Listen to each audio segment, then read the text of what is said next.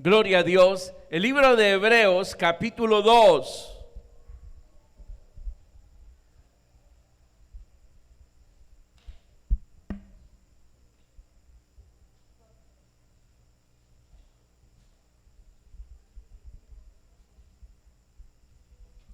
Hebreos capítulo 2,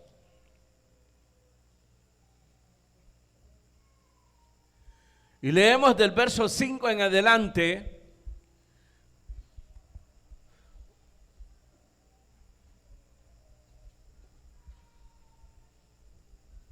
Hebreos capítulo 2, verso 5, dice la palabra del Señor: porque no sujetó a los ángeles el mundo venidero, acerca del cual estamos hablando.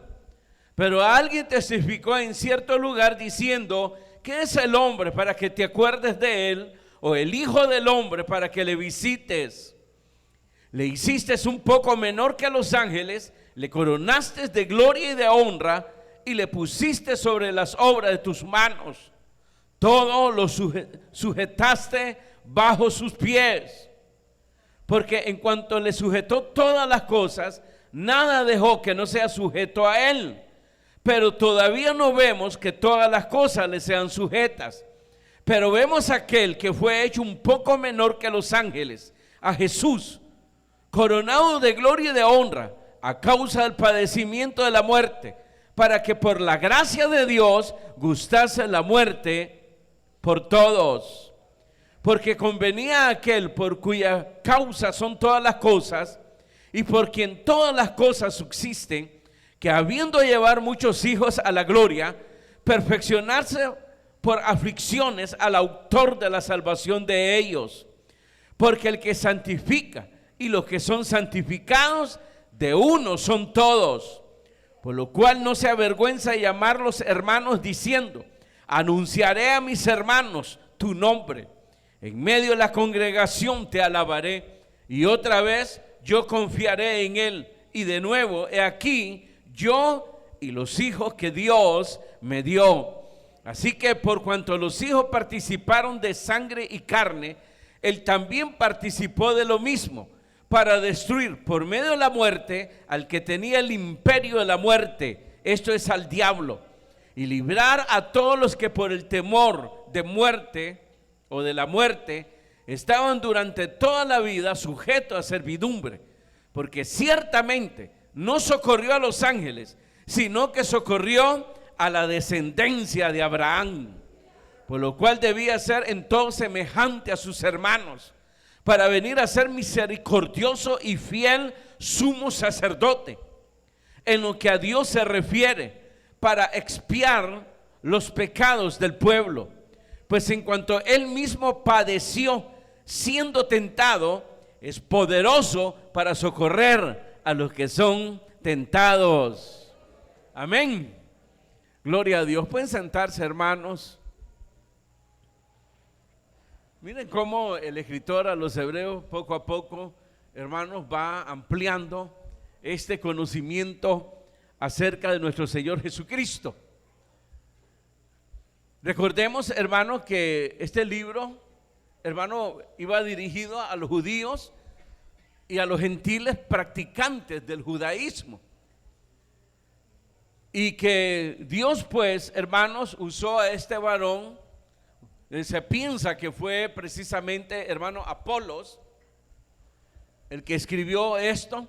Pero lo importante es, hermano, el discernimiento, hermano, de poder a ellos aclararles conforme a las escrituras. Estamos hablando del Pentateuco, estamos hablando de los profetas, hermanos, poderlo a través de ellos mostrarle que realmente Jesús no solamente era el prometido de Dios, es decir, el rey Mesías, sino que, hermano, antes de reinar era necesario que él muriese y que resucitaría el tercer día. Pero además de eso, hermanos, revelar que el Mesías, hermanos, era y es el Hijo de Dios, es decir, Dios. Entonces, hermanos, en esto que hemos leído, lo que el escritor hace es revelar el propósito de la encarnación del Hijo de Dios. Acuérdense la revelación en el Evangelio de Juan, cuando dice, y aquel verbo se hizo carne y habitó entre nosotros, y vimos su gloria, aleluya. Entonces, habla, hermanos, de ese propósito, diríamos, necesario para nosotros, para que fuésemos salvos y tuviésemos la vida eterna. Necesario, hermanos, tal vez poder poner como fundamento, en primer lugar, que era necesidad que tomara cuerpo para que su sufrimiento y muerte viniesen a ser, hermanos, real. Usted sabe, hermanos, que yo no sé si usted ha escuchado, pero muchos cuando niegan el origen divino de nuestro Señor Jesucristo, o lo que es la Trinidad también, terminan, hermanos, como que la muerte de Cristo no fue real. Aunque ellos lo consideren que fue real, pero la exposición que hacen de la doctrina errada, que se vuelve una herejía, terminan, hermanos, como que realmente Jesús no murió y que todo fue, hermanos, como, no sé cómo decirle, como un engaño. Murió, pero en realidad no murió. Pero para que fuese real, hermanos, y para que no hubiese excusa, porque ¿cuál sería la excusa de nosotros? ¿Podemos ser semejantes a Cristo? ¿Cómo va a creer eso, hermanos, si Él es Dios? Sí, se hizo carne, habitó entre nosotros. Aún aquí el escritor dice que estuvo sujeto a padecimiento de ser tentado, igual que nosotros. Y hemos ahí leído, hermanos, que nosotros, como hijos de Dios, que participamos de la carne y sangre, Él también participó de lo mismo, para así destruir, dice ahí, por medio de la muerte, al que tenía el imperio de la muerte. Esto es, al diablo. Entonces, una de las razones, diría dos razones. El primero es su sufrimiento, su muerte tenía que ser real. Así también su resurrección, porque la Biblia dice que realmente fue sepultado, pero que la tierra no lo pudo contener, y al tercer día Él resucitó. Y esa resurrección es la que nos trae a nosotros la esperanza segura de la vida eterna. Y así dice la Escritura, que en la resurrección, hablando de la vida eterna, las primicias es nuestro Señor Jesucristo. Alguien dirá, bueno, el primero que resucitó no fue el Señor Jesucristo. Acuérdese que cuando Él estaba en vida resucitó a Lázaro, ¿verdad? Al hijo de la viuda de Naín. En el Antiguo Testamento, Elías o Eliseo, digamos, pues resucitó. Sabemos que es Dios el que resucitó pues a un niño hijo de una viuda, ¿verdad? Entonces, ¿cómo puede Jesús ser la primicia? La primicia en el sentido de morir y resucitar, de vencer la muerte. Y eso nos da la esperanza. Y por eso Pablo decía, hermanos, que si Cristo no hubiese resucitado, fuéramos nosotros los más dignos de lástima. Como se equivoca el mundo y nos mira muchas veces con lástima. Pobres, son engañados, pobres engañados. Les lavaron el cerebro. Entonces Pablo dice, seríamos los más dignos de lástima. Pero no, Jesús resucitó. Y si Él resucitó, nosotros seremos resucitados para la eternidad. Dan gloria a Dios. Otro detalle bien importante que expone aquí el escritor, hermanos, para que ya se le quite un solo la idea de que Jesús, hermanos, Jesús no era un ángel. Los ángeles claramente tiene aquí su posición. Dice que son ministros de fuego, son servidores de Dios que hasta el día de hoy, hermano, contribuyen en la obra de Dios. Es decir, que miran, Jesús mismo dijo que miran el rostro de Dios y que son enviados muchas veces para socorrernos, para ayudarnos. Amén. Sino que Jesús, nuestro Señor Jesucristo, vino como hijo de Dios y no como un ángel designado.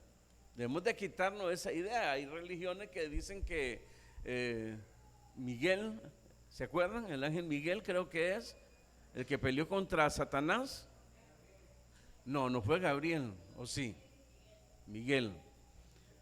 Hay religiones que dicen que Miguel es nuestro Señor Jesucristo, porque peleó contra Satanás. Y no.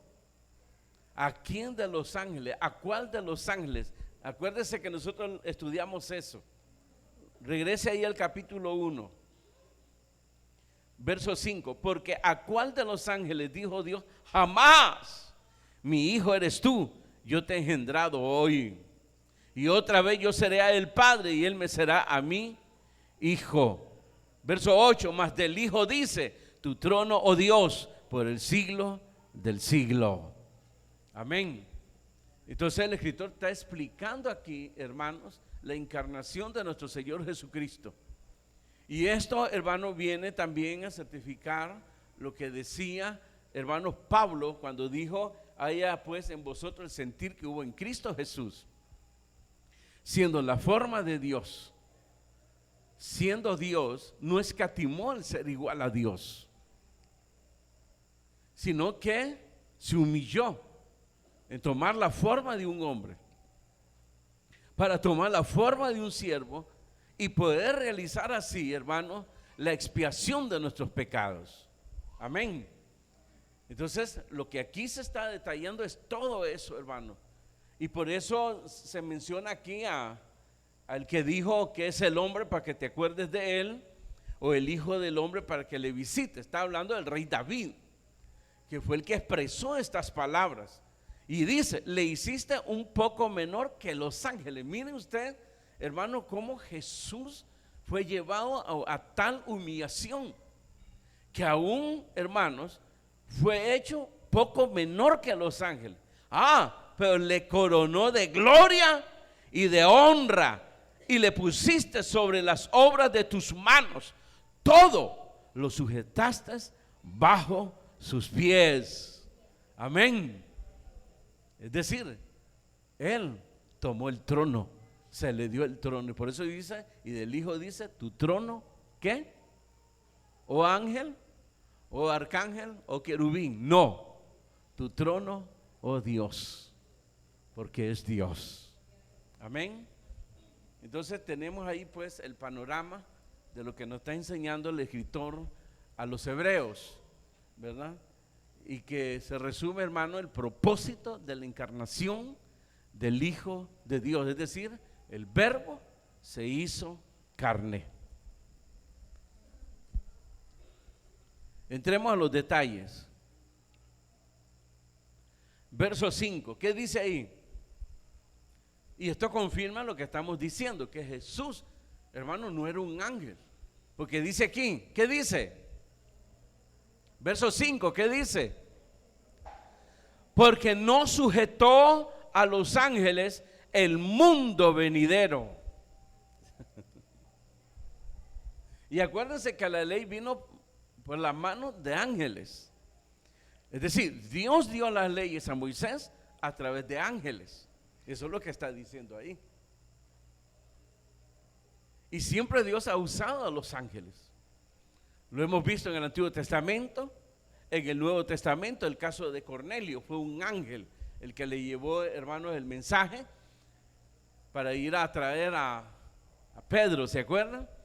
El caso de, hermanos, el padre de Juan el Bautista, hermanos, el caso de la misma madre de Jesús, María, hermanos, que recibieron pues el mensaje a través de ángeles. Y hasta el día de hoy, hermano, Dios usa a los ángeles para sus propósitos.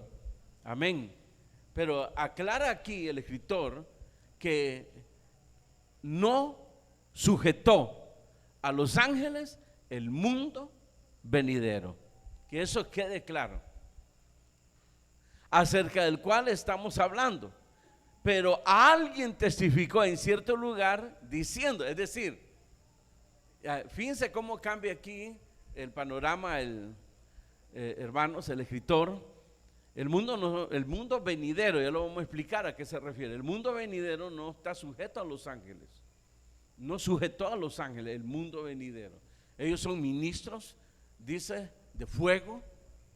Jesús dice que ven el rostro de Dios día y noche, hermanos, queriendo pues participar. Pero la evangelización se nos dio a nosotros por la gracia de Dios, que viniésemos a hacer la boca de Dios, la mano de Dios. Miren qué privilegios están, hermanos, perdiendo aquellos que no le sirven al Señor.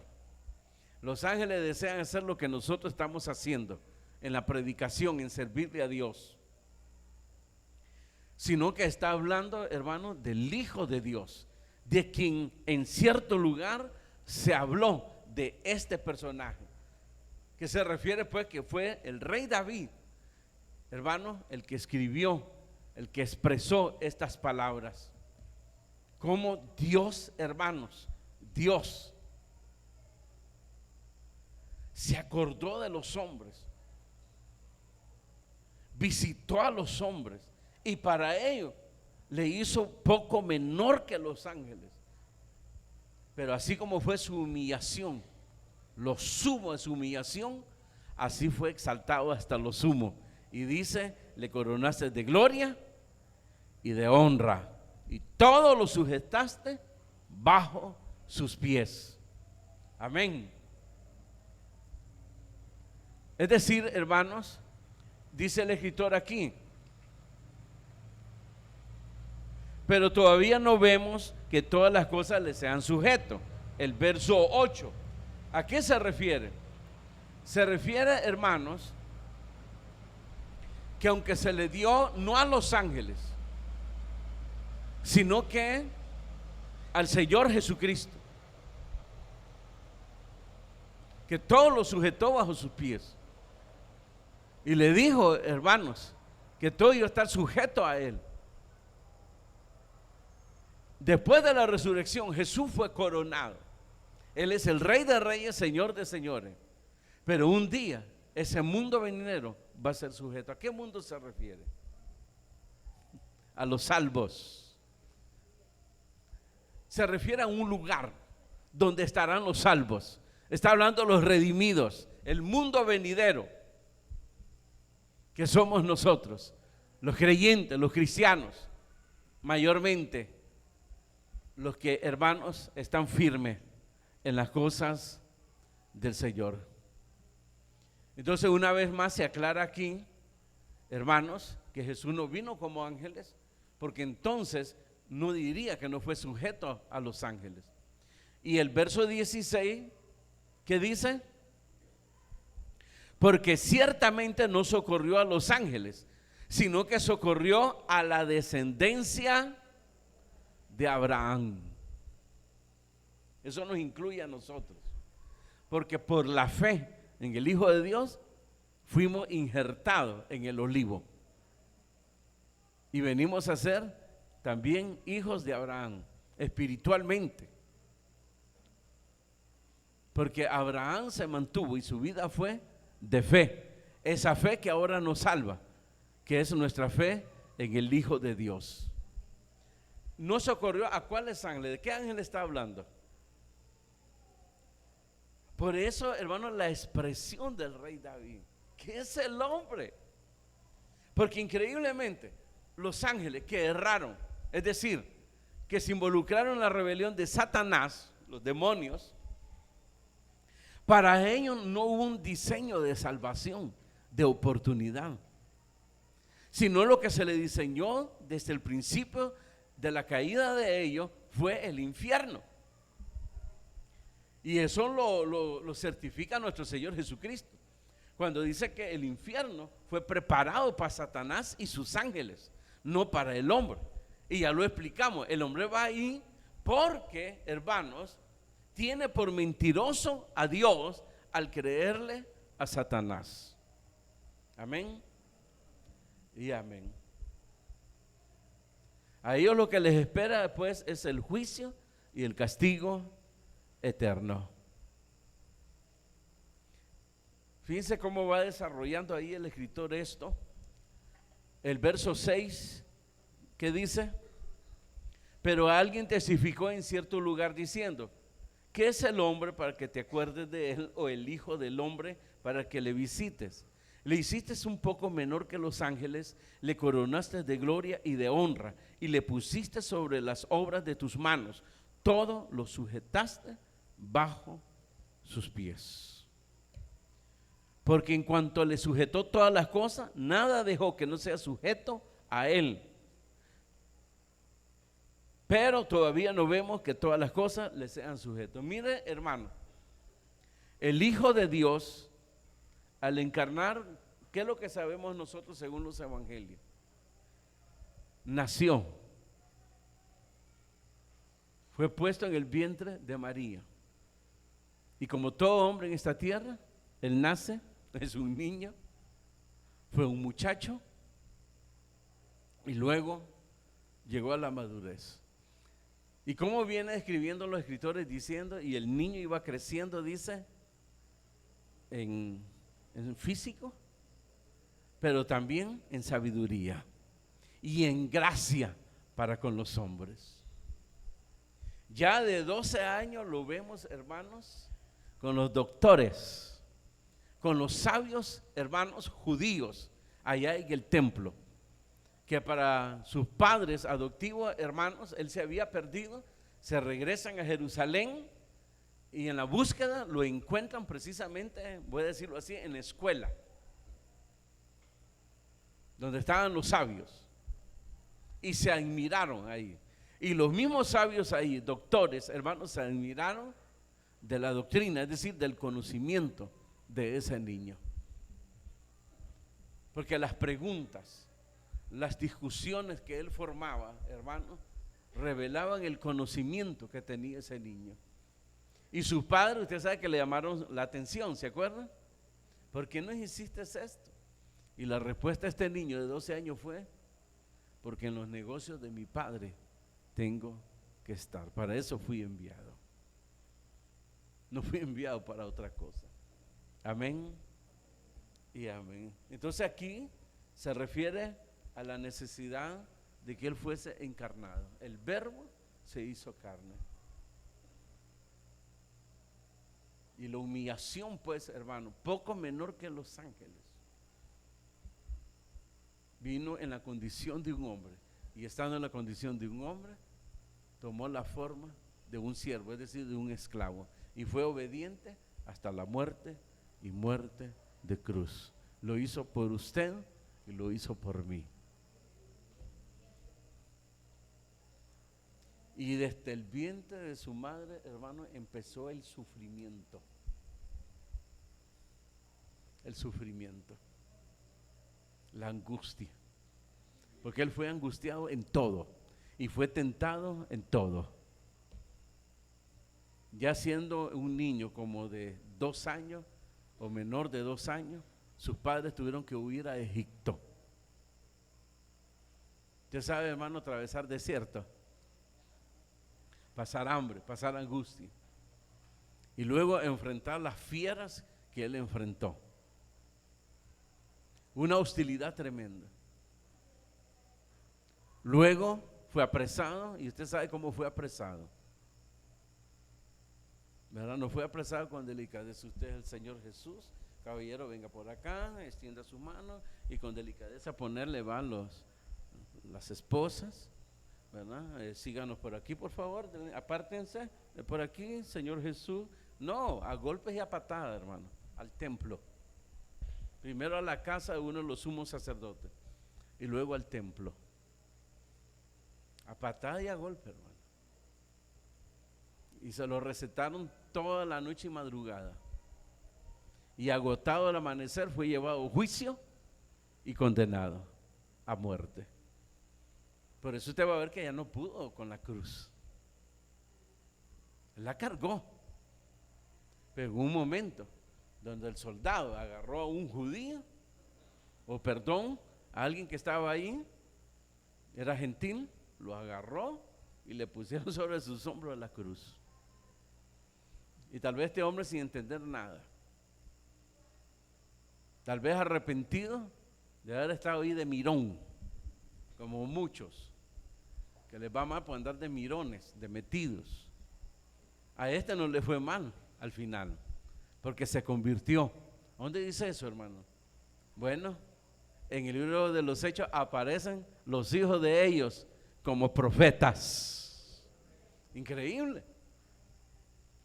Es decir, no pudo pasar desapercibido que este hombre que cargó la cruz con el Señor Jesucristo, hermano, que hace así nomás el asunto, sino que recibió su recompensa. Amén y amén. Dice en los versos aquí que leímos, verso 10, porque convenía a aquel por cuya causa son todas las cosas y por quien todas las cosas subsisten, que habiendo de llevar muchos hijos a la gloria, perfeccionarse por aflicciones al autor de la salvación de ellos. Porque el que santifica y los que son santificados, de uno son todos, por lo cual no se avergüenza de llamarlos hermanos, diciendo: anunciaré a mis hermanos tu nombre, en medio de la congregación te alabaré. ¿Qué les parece eso? Imagínense. Al discipulado se los había dicho: ustedes me dicen maestro y hacen bien, porque soy vuestro maestro. Y me dicen Señor y hacen bien, porque soy vuestro Señor. Siendo Él quien es. Esto nos puede ayudar lo que dice, hermano, el libro de los Salmos, que Dios es tan grande, o Dios es grande, pero no desestima a nadie. Y cuando pidió tomar cuerpo y venir a hacer la expiación por nosotros, entonces expresó estas palabras: iré a mis hermanos. Todo en la condición humana. Ahí no hubo fraude, no hubo nada. Jesús fue 100% Dios, no dejó de ser Dios, y fue 100% hombre, humano, y experimentó el dolor que nosotros hemos experimentado, experimentó las tentaciones que nosotros experimentamos también. Fue tentado. Amén. Y por último, hermanos, el verso 14. Así que, por cuanto los hijos participaron de carne y sangre, Él también participó de lo mismo, para destruir por medio de la muerte al que tenía el imperio de la muerte, esto es, al diablo, y librar a todos los que por el temor de la muerte estaban durante toda la vida sujetos a servidumbre. Verso 18. Pues en cuanto Él mismo padeció siendo tentado, es poderoso para socorrer a los que son tentados.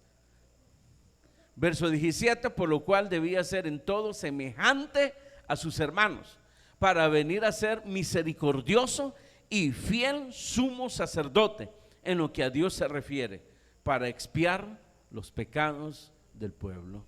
Fíjense la aclaratoria que se hace aquí. Si vamos a hablar del propósito, la finalidad, la razón, el motivo, hermanos, de que Dios tuvo que encarnarse, en primer lugar fue para liberarnos, hermanos, del imperio, ¿qué dice ahí? De la muerte. El que lo tenía era el diablo. Aquí diablo, la palabra diablo, por eso es que no aparece en mayúscula, porque diablo significa, hermano, enemigo, acusador, sobre todo acusador. ¿Verdad? Tienta, hace caer al hombre y después lo acusa.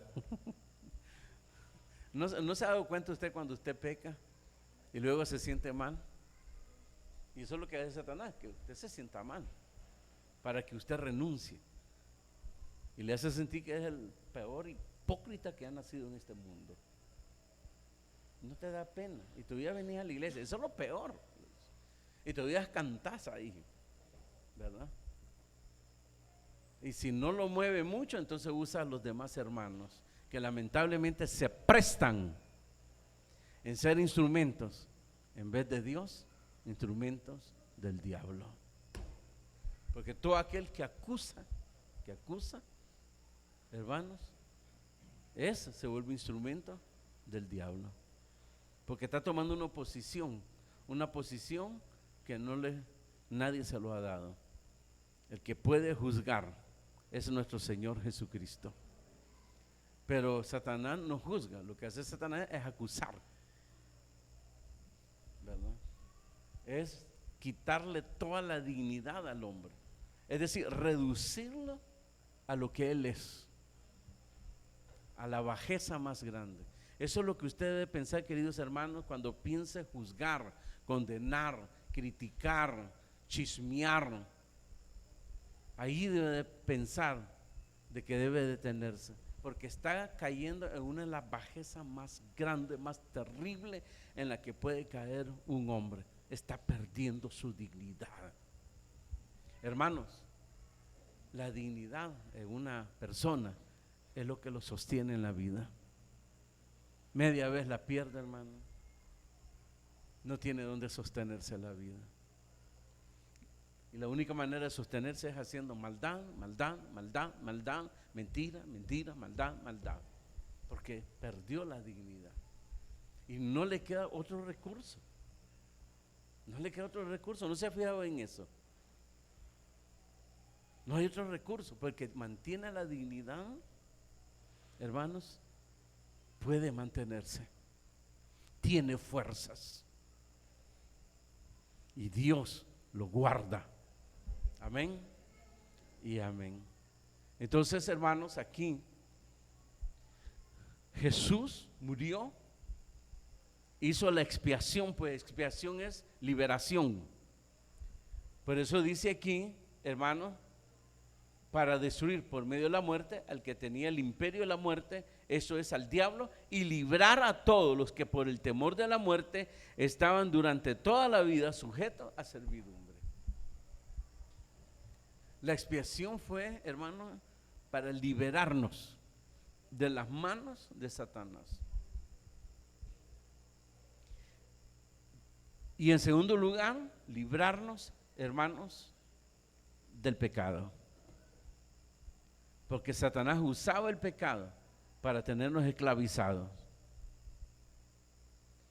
Y eso es lo que nos confinó, hermanos, a la perdición eterna.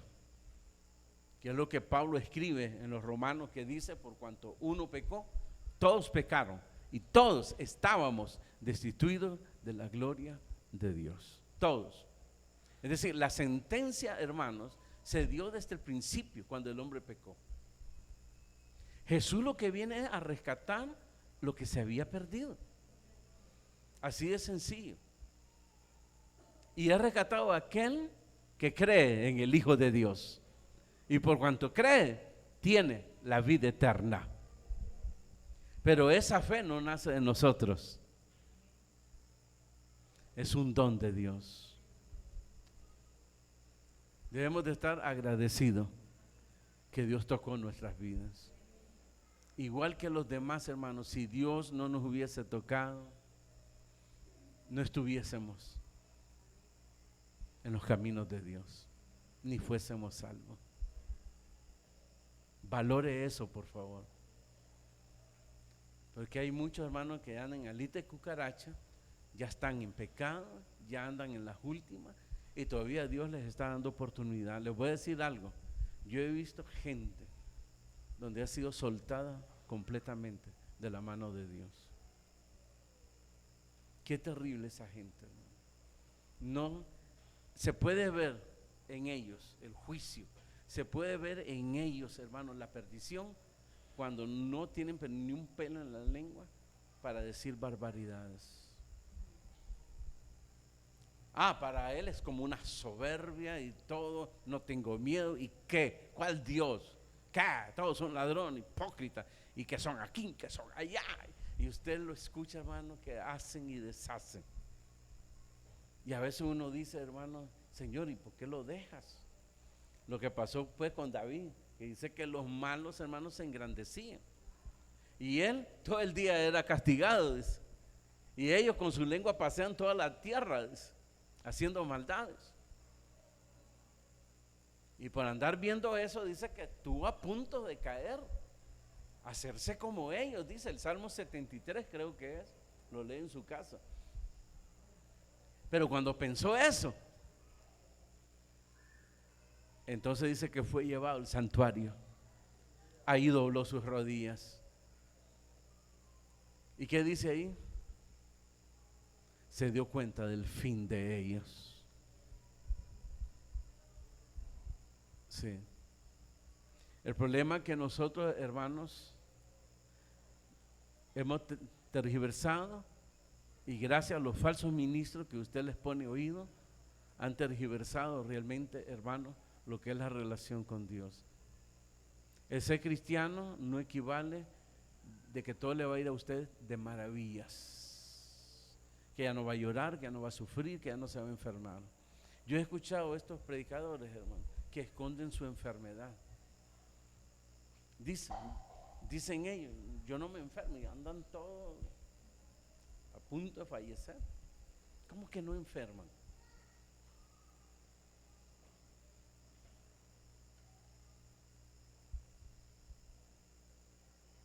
El mismo Jesús, hermanos, fue sujeto, participó en la carne con nosotros. ¿Participó en qué sentido? Que sintió, hermanos, las limitaciones. Qué difícil es el camino del cristianismo. Ahora dicen que es fácil. Claro, el que lleva la vida loca y que de una manera solapada su cristiandad, para él es fácil. Pero es una cristiandad que no viene de Dios y que jamás lo va a llevar a Dios. Jamás. Pero el camino del cristiano es difícil. Es difícil, no es fácil. Sostenerse, es Dios el que nos sostiene.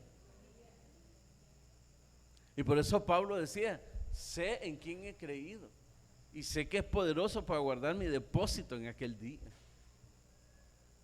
Esa era su fe en Dios, y que era Dios el que sostenía, hermanos, su vida, sostiene su vida.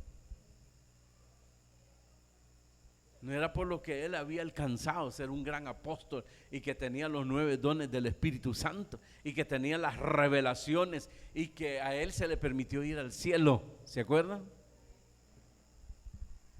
No salió de él. Estaba siendo sostenido por la misericordia de Dios, la fidelidad de Dios, la verdad de Dios. Amén y amén. 2 razones poderosas por las cuales Dios tuvo que encarnarse, es decir, el verbo hecho carne, fue, hermanos, para realizar así la expiación de nuestros pecados, y una vez muerto, resucitar al tercer día, porque para resucitar tenía que morir. Hoy, hermanos, con todo lo que se conoce a la ciencia, hay especialistas que se han atrevido precisamente, hermanos, a través de las escrituras, hermanos, predecir la muerte de una manera médica, la muerte de nuestro Señor Jesucristo, ¿verdad? De tal manera que concluyen que era imposible que Él pudiese soportar, imposible que pudiese, hermanos, sobrevivir, y mucho menos estar encerrado, hermano, en una cueva durante 2 días, 3 días. Era imposible. Era imposible. Él fue llevado a un extremo de asfixia al estar colgado, y por eso cuando dice que el soldado atravesó su lanza en el costado, Juan dice, hermano, y esto lo toma la medicina, que Juan vio, dice, salir ¿qué? Agua y sangre, ¿verdad? Pero dice los médicos que se refiere, hermano, a una agua amarilla, es decir, de la misma sangre, pero no es así agua como nosotros lo concebimos el agua. No es que salió un chorro de agua, hermano, sino la sangre, hermano, afectado por la asfixia en la posición de que él estaba. Es decir, que fue llevado al extremo de angustia en su agonía al estar colgado en ese lugar. Lo que hubo fue una explosión ahí. Y cuando él mete la lanza, hermano, sale aquello con fuerza, como una explosión. Todo eso los médicos lo han, hermanos, precisamente, bueno, los que son objetivos, ¿eh? Hay otros que ni son médicos y se ponen, hermanos, a decir que no murió, de que sobrevivió y bueno, tantas cosas. Pero al final nuestra fe no está fundada en la ciencia, sino en la fe del Hijo de Dios. Amén y amén. Vamos a orar y a darle gracias